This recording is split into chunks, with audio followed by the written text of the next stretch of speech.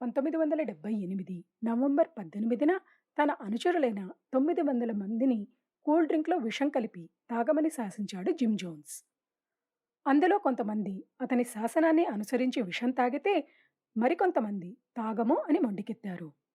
అలా మొండికెత్తిన వారిలో కొంతమందికి బలవంతంగా విషమెక్కిస్తే, మరికొంతమందిని నిర్దాక్షిణ్యంగా కాల్చి చంపారు జిమ్ అనుచరులు. అలా ఒక్క రోజులోని 918 మంది ప్రాణాలు తీసిన మత ప్రబోధకుడి కథ ఇది. ఎవరు జిమ్ జోన్స్? 1931 మే 13న అమెరికాలోని ఇండియానా రాష్ట్రంలో జేమ్స్ మరియు లినెట్టాలకు కలిగిన ఏకైక సంతానం జిమ్. కటిక పేదరికం మరియు తల్లిదండ్రుల నిర్లక్ష్యాన్ని చిన్నతనం నుండి అనుభవించిన జిమ్కి ఊరటని, స్వాంతనని ఇచ్చిన ఒకే ఒక ప్రదేశం చర్చ్. ముఖ్యంగా చర్చ్లో ప్రీస్ట్ బోధన చేస్తూ ఉంటే వందల మంది రెప్పవేయకుండా ఆయన మాటలు వినడం, ఆయనకు గౌరవం ఇవ్వడం జిమ్ మనసులో ముద్ర వేసుకుపోయాయి. దాంతో తాను కూడా ప్రీస్ట్ అవ్వాలి అని ఆ వయసులోనే నిర్ణయించుకున్నాడు జిమ్. అందరు పిల్లలు మామూలు ఆటలు ఆడితే జిమ్ మాత్రం టిప్ టాప్గా రెడీ అయిపోయి బైబిల్ పట్టుకొని చుట్టుపక్కల పిల్లలను పోగేసి ప్రబోధాలు, రోడ్డు మీద చనిపోయిన జంతువులకు అంతిమ సంస్కారాలు చేసేవాడు. అందరూ తనని తింగరోడు అన్నా కూడా పట్టించుకోకుండా తాను నమ్మిన దారిలో తనకు నచ్చినట్టు ప్రవర్తించేవాడు జిమ్. అధికారం, నలుగురిలో గుర్తింపుని విపరీతంగా కోరుకునే జిమ్కి హిట్లర్ అంటే అంతులేని అభిమానం. ప్రపంచంలో అందరూ హిట్లర్ని తిడుతూ ఉంటే తాను మాత్రం హిట్లర్ని, సోషలిజాన్ని చిన్నతనం నుండి తన వ్యక్తిత్వంగా మార్చుకున్నాడు. జిమ్ యుక్త వయసుకి వచ్చేటప్పటికి యుఎస్కి, రష్యాకి మధ్యలో కోల్డ్ వార్ తీవ్రంగా జరుగుతూ ఉండేది. అమెరికాలో సోషలిజం అంటేనే చాలామంది భగ్గుమనేవారు. అలాంటి వాతావరణంలో కూడా జిమ్ నిర్మోహమాటంగా సోషలిజాన్ని పొగుడుతూ ఉండేవాడు. అమెరికన్ గవర్నమెంట్ నల్లవారిని బానిసలుగా మారుస్తుంది అని, ప్రజల కోసం కాక ప్రజలను మాయ చేస్తూ అందరినీ నాశనం చేయడానికే గవర్నమెంట్ ఉంది అని దృఢంగా నమ్మేవాడు.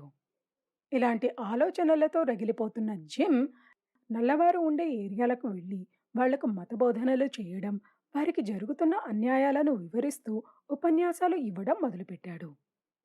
మొదట్లో అక్కడ ఉన్న వాళ్ళందరూ ఇతనెవడ్రా బాబు, తెల్లజాతీయుడై ఉండి మా బాధల గురించి మాకే చెబుతున్నాడు అని అతన్ని వెర్రివాడిలా చూసి నవ్వినా, పోను పోను అతని మాటలకు అందరూ ఆకర్షితులవ్వడం మొదలుపెట్టారు. ఇలా కొంతమంది ఫాలోవర్లను సాధించుకున్న జిమ్ 1956లో పీపుల్స్ చర్చ్ మొదలుపెట్టి మత బోధనలతో పాటు తనకున్న మహిమలతో జనాల రోగాలను తగ్గించడం, తన సోషలిజం భావజాలాన్ని ప్రచారం చేయడం మొదలుపెట్టాడు. ఒక్క నిమిషం, తనకు మహిమలున్నాయా, వాటితో రోగాలు తగ్గించేవాడా అని మీకు డౌట్ రావచ్చు. లేవు, అతనికి మహిమలు ఏమీ లేవు. ఉన్నాయి అని అతను జనాలను నమ్మించాడు. తన వీరాభిమానులను మీటింగ్ జరగడానికి ముందు జనాలు ఏం మాట్లాడుకుంటున్నారో విని రమ్మని చెప్పేవాడు జిమ్. అలా వారు జనాల సమస్యలు, వారి పేర్లు తెలుసుకుని వచ్చి అతనికి చెబితే అవి అతను గుర్తుపెట్టుకుని ఆ జనాలని వారి పేరు పెట్టి పిలవడం, వారి సమస్యలను వారికి చెప్పడం, ఆ తరువాత ఆ రోగాలు తగ్గాయి అని నమ్మించడం చేసేవాడు.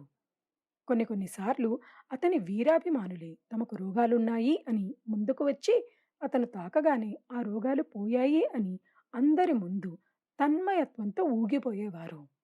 ఇలా రోజు రోజుకి జిమ్ పేరు ప్రఖ్యాతులు పెరగడం, దాంతో అతను చుట్టుపక్కల రాష్ట్రాలలో కొత్త కొత్త చర్చిలను ఓపెన్ చేయడం మొదలుపెట్టాడు. అతని పేరు ప్రఖ్యాతులు ఒకవైపు పెరుగుతూ ఉంటే, మరోవైపు సోషలిజం మీద అమెరికా వ్యతిరేకత అంతకంతకు పెరుగుతూ పోయింది.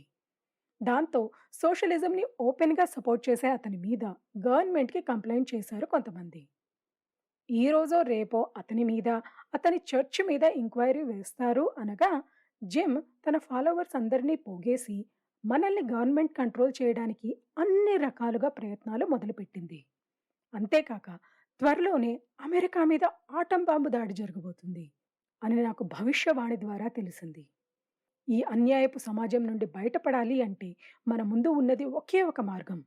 మనందరం ఇక్కడి నుండి దూరంగా వెళ్ళి మన కోసం ఒక సమాజాన్ని మనమే సృష్టించుకోవాలి. అందుకే నేను గయానా దేశంతో మాట్లాడాను. అక్కడ మన కోసం ఒక కొత్త నగరం ఏర్పాటు చేసుకోవడానికి కావలసిన అన్ని ఏర్పాట్లు చేశాను. ఈ సమసమాజ నిర్మాణానికి నాతో వచ్చేవారెవరు అని అరవగానే 'బాహుబలి' మూవీలో ప్రభాస్‌కి సైన్యం రిప్లై ఇచ్చినట్టు నేనంటే నేను అని అతని అనుచరులందరూ ఒప్పుకున్నారు. తమ కొత్త జీవితం మీద కొండంత ఆశలు పెట్టుకుని దాదాపు 1000 మంది వరకు తమ ఆస్తిపాస్తులు అమ్మి తమ దగ్గరున్న మొత్తం డబ్బు తెచ్చి జిమ్ చేతిలో పెట్టి అతను తీసుకువెళ్ళిన చోటికి గుడ్డిగా వెళ్ళిపోయారు. తనతో వచ్చిన అందరినీ తీసుకుని గయానాలో ఒక చిన్న పట్టణంలో జోన్స్ టౌన్ అనే పేరుతో ఒక కాంపౌండ్ క్రియేట్ చేసి అందులో చిన్న చిన్న ఇళ్ళు కట్టించి తన అనుచరుల చేత వ్యవసాయం, చేతి పనులు చేయించి పండిన పంటలు, తయారైన వస్తువులను మార్కెట్లో అమ్మించేవాడు జిమ్. వచ్చిన డబ్బు తన జేబులో వేసుకుని అందరి పాస్‌పోర్ట్స్, వీసాలను తన ఆధీనంలో పెట్టుకుని ఎవరైనా అక్కడి నుండి వెళ్ళిపోతాము అంటే వారికి వైద్యం పేరుతో డ్రగ్స్ ఎక్కించి వారి గొంతు నొక్కిపడేసేవాడు. తాను కూడా రోజంతా డ్రగ్స్ తీసుకుంటూ భార్యాభర్తలను దూరంగా ఉండమని ఆర్డర్ వేసి ఆడవాళ్లతో అక్రమ సంబంధాలు పెట్టుకోవడం, ఇష్టం వచ్చినట్టు చుట్టూ ఉన్నవాళ్లను కొట్టడం, తిట్టడం తరచుగా చేయడం మొదలుపెట్టాడు జిమ్. అతనికి కోపం, ఆవేశం మొదటి నుండి ఎక్కువగా ఉన్నా జోన్స్ టౌన్‌లో తనకు తిరుగులేదు, తనను ఎదిరించేవారు లేరు అన్న నమ్మకం వచ్చాక అతని ఆకృత్యాలు తట్టుకోలేనంతగా ఎక్కువైపోయాయి.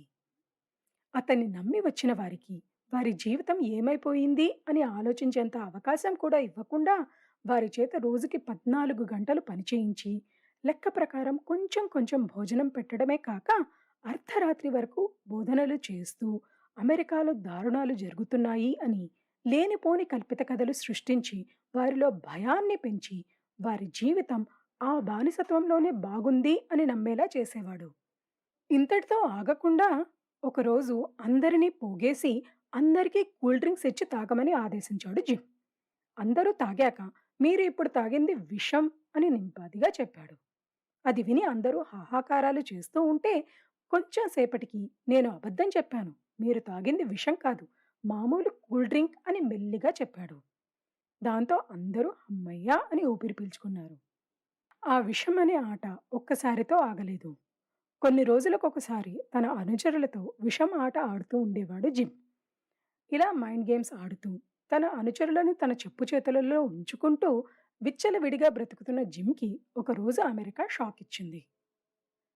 జిమ్‌తో వెళ్ళిన 1000 మందికి సంబంధించిన బంధువులు తమ వారి మీద బెంగతో గవర్నమెంట్‌కి జిమ్ మీద, పీపుల్స్ టెంపుల్ మీద కంప్లెయింట్ చేస్తే, అమెరికా జోన్స్ టౌన్‌కి తమ ప్రతినిధులను, జర్నలిస్టులను విచారణకు పంపాలి అని నిర్ణయించుకుంది. ఆ నిర్ణయం ప్రకారం సెనేటర్ రాయన్ మరియు కొంతమంది అధికారులు, జర్నలిస్టులు నవంబర్ 17న జోన్స్ టౌన్‌కి చేరుకున్నారు. వారి విచారణలో అందరూ తమకి అక్కడ బాగుంది అని చెప్పారు. కానీ మరుసటి రోజు రాయన్ అక్కడి నుండి బయలుదేరే సమయానికి జిమ్ భక్తులు కొంతమంది తాము అక్కడ ఉండము అని, తమని కూడా రాయన్ తమతో పాటు తీసుకువెళ్ళమని రిక్వెస్ట్ చేశారు. తమతో రావడానికి సిద్ధపడిన వారందరినీ తీసుకుని రాయన్ ఎయిర్పోర్ట్‌కి చేరుకున్నాడు. అంతలో వారితో వచ్చిన ఒక భక్తుడు తన దగ్గర ఉన్న రివాల్వర్‌తో చుట్టూ ఉన్న వారిని కాల్చడం మొదలుపెట్టాడు. కొంతసేపటికి అక్కడికి ఒక కారులో వచ్చిన జోన్స్ టౌన్ ఆయుధ బలగాలు విచ్చలవిడిగా కాల్పులు మొదలుపెట్టారు. ఈ కాల్పులలో సెనేటర్ రాయన్‌తో పాటు అధికారులైన హ్యారిస్, బ్రౌన్ మరియు photo journalist Greg Robinson, temple member అయిన పెట్రిషియా పార్క్స్ తమ ప్రాణాలు కోల్పోయారు. ఇక్కడ కాల్పులు జరుగుతున్న సమయంలో కాంపౌండ్‌లో జిమ్ అందరినీ పోగేసి మళ్ళీ తన ప్రసంగం మొదలుపెట్టాడు. అమెరికా తమందరి మీద దాడి చేస్తుంది అని, తమని చంపి తమ పిల్లలను బానిసలుగా మారుస్తుంది అని చెప్పి అందరికీ కూల్ డ్రింక్ ఇచ్చి తాగమని ఆదేశించాడు. కొంతమంది అది తాగి నొప్పితో ఏడవడం మొదలుపెడితే మరికొంతమంది తాగము అని మొండికెత్తారు. అలా తాగము అన్న వారికి బలవంతంగా విషాన్ని ఇంజెక్ట్ చేసిన ఆయుధ బలగాలు పరిగెడుతున్న వారిని కాల్చి చంపి తాము కూడా కూల్ డ్రింక్ తాగి చనిపోయారు. జిమ్ మరియు అతని ప్రియురాలు మాత్రం అందరిలా విషం తాగకుండా గన్‌తో కాల్చుకుని చనిపోయారు. ఈ సంఘటన జరిగిన 16 గంటల తరువాత అక్కడికి చేరుకున్న అమెరికా బలగాలకు ఎదురయ్యింది జిమ్ మాయలో మోసపోయిన భక్తులు కాదు, వారి కళేబరాలతో నిండిన శవాల దిబ్బ. ఆ రోజు అక్కడ 918 మంది ప్రాణాలు కోల్పోయారు. అందులో దాదాపు 200 మంది చిన్నపిల్లలు. వారి బలవన్మరణాల ప్రక్రియ మొత్తం జిమ్ టేప్లో రికార్డ్ చేశాడు. ఆ రికార్డులో అందరి ఆర్తనాదాలు విని చలించని అధికారంటూ ఎవరూ లేరు. చనిపోయిన వారిని తమ దేశంలో ఖననం చేయడానికి గయానా దేశం ససేమిరా అంది.